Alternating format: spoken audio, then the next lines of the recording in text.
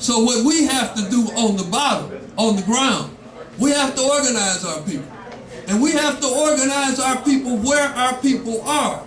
I can't organize our people at the Malcolm X Center in Jackson alone, because all our people are not at the Malcolm X Center in Jackson alone, right? Very few people come through the Malcolm X Center in Jackson. So we got to find a place to go to where they are in the street, in their homes, in their communities. And one of the ways to do that is through the city council.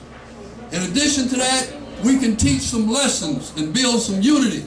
We can teach some principles and get some organizational levels of our cities.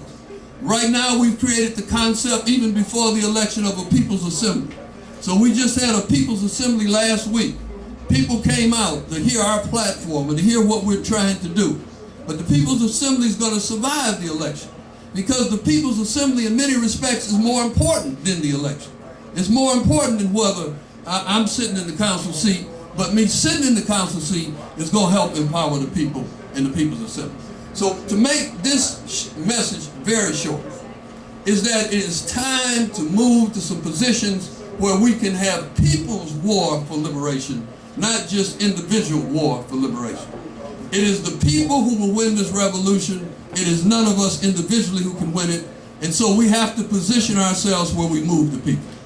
What we have done is created a people's platform based upon our many years of walking through our communities and talking to our people, and also based upon recent input that our people have given us in the bringing about the people's platform. Now, essentially, the people's platform is this: self-respect, self-defense, and self-determination.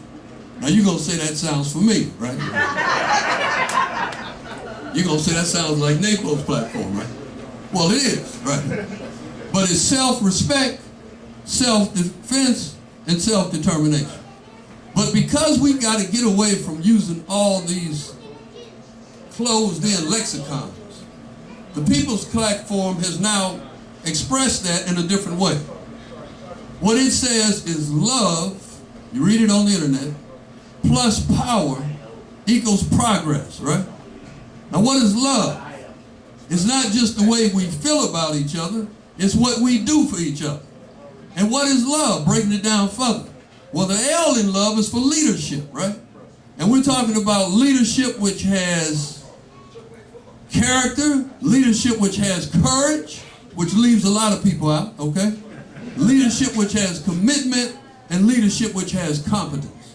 It means O, which means operational unity. How do we work together? One of the problems that they have in Jackson is that the city council is literally in there almost ready to throw down every time they meet. Physically throw down, I'm telling you, right? Now, the city council is mostly us. 5 blacks, 2 whites. But we're confused. We don't know what to do or how to do it, right? And so we're saying operational unity. We bring something from the movement that they can use. We bring in our formula of unity, criticism, unity. Y'all remember that, right? We use that at all the meetings.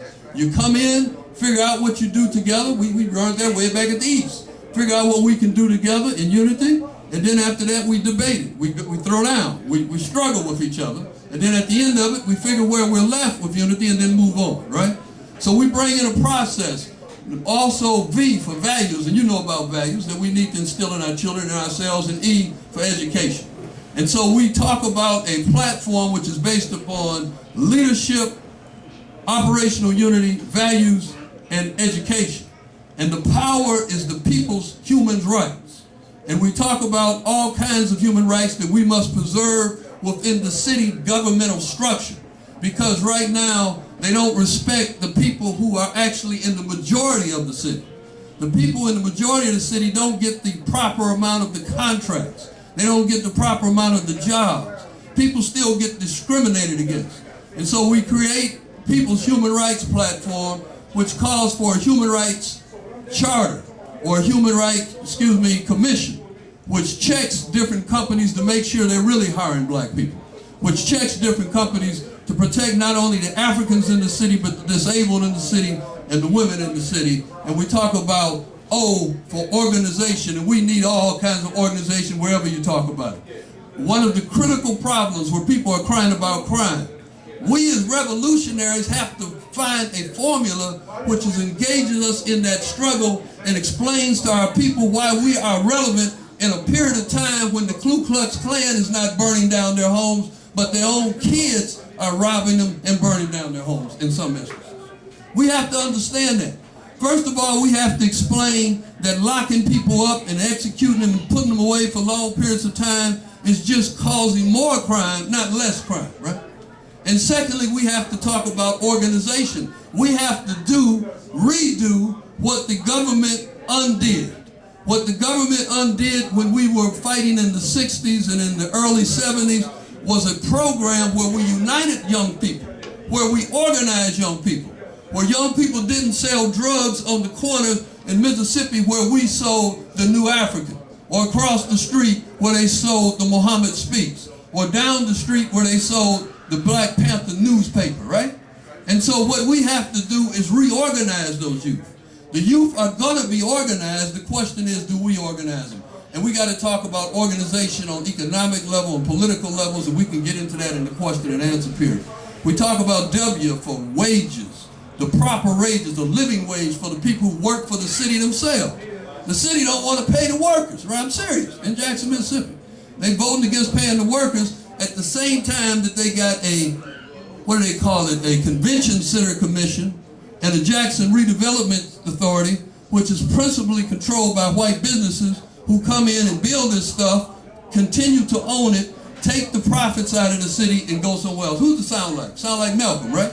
I mean, Malcolm was talking about the same kind of stuff. We're talking about wages. We're talking about women and the right to wages, fair wages. We're talking about the workers themselves, and we're talking about a number of other things which apply when we talk about organizing our city, and we talk to W, women and workers, and E, we're dealing with economic development. We need to develop people's institutions which work for the interests of the people.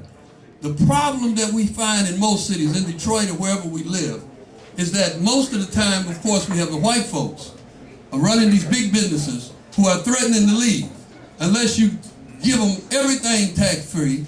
And so then what they do is they set up a business, they stay there for a while, and then they leave anyway, right? And then they talk about what a bad mayor you were, what a bad city council you were, because they left, right? They couldn't hold me. Well, we couldn't hold you because you didn't want to stay in the city for a bunch of Negroes. That's basically why we couldn't hold you. And you wasn't going to stay there in the first instance.